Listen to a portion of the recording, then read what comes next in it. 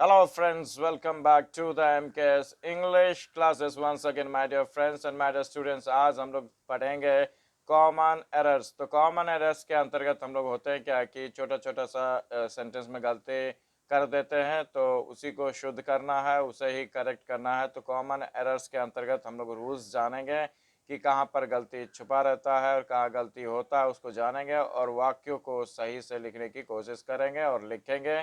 तो common errors का क्या है महत्व, तो ये जो है कंपटीशन में भी पूछा जाता है, अच्छी तरह से इंग्लिश को जान जाते हैं और लिख भी सकते हैं, बोल भी सकते हैं। तो आज हम लोग चलते हैं एक सेंटेंस में, तो उस सेंटेंस को हम जानेंगे कि उस सेंटेंस में क्या गलती है। तो यहाँ पर देखिए, राम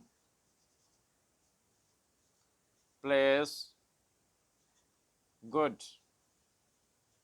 आज का हमारा जो है सो एक टॉपिक है, यानी कि एक सेंटेंस है कि राम प्लेस गुड।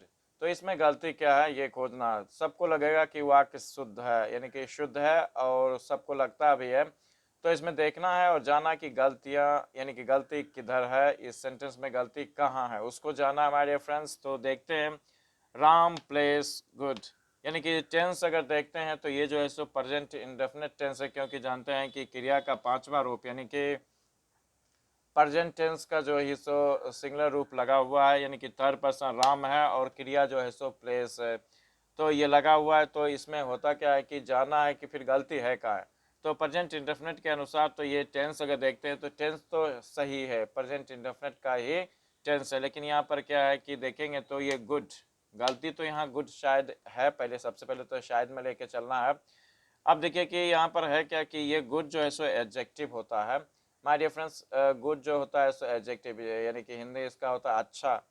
तो एडजेक्टिव है, तो एडजेक्टिव का परिभाषा सबसे पहले जानेंगे, यानी कि एडजेक्टिव का परिभाषा क्या होता है, उसके अनुसार जो है सो हम लोग एडजेक्टिव का इस्तेमाल करते हैं।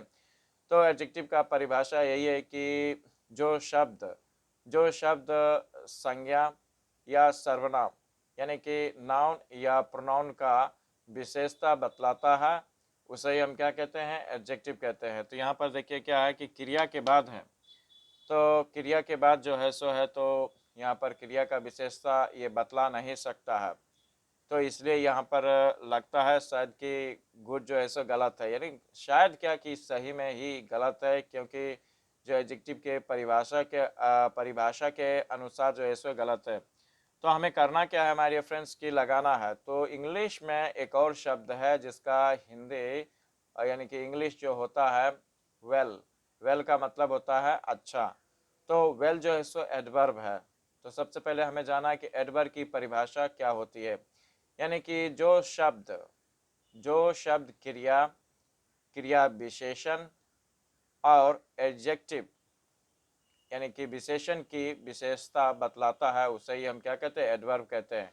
तो यहाँ पर जो है सो क्रिया की विशेषता बतलाना है यहाँ पर, तो करना क्या है कि हमें एडवर्ब का प्रयोग करना है। तो एडवर्ब यहाँ पर जो है सो वेल, वेल, वेल यानी कि जिसका अर्थ होता है अच्छा। यहाँ पर देखिए वेल का अर्थ यहाँ पर जो होता है असल में कुआं भी होता है, तो एक नाउन है, यानी कि जानते हैं कि जिससे हम पानी निकाल के, पहले जमाने में पानी निकाल कर पिया करते थे। तो यहाँ पर लगाना क्या है कि जो, यानी कि क्रिया की विशेषता बतला सके वो शब्द लगाना है। यहाँ पर एडजेक्टिव है, तो एडजेक्टिव जो है सो जानबे करते किसका विशेषता बतलाता है। तो यहाँ पर देखिए हम लोग को लगाना है राम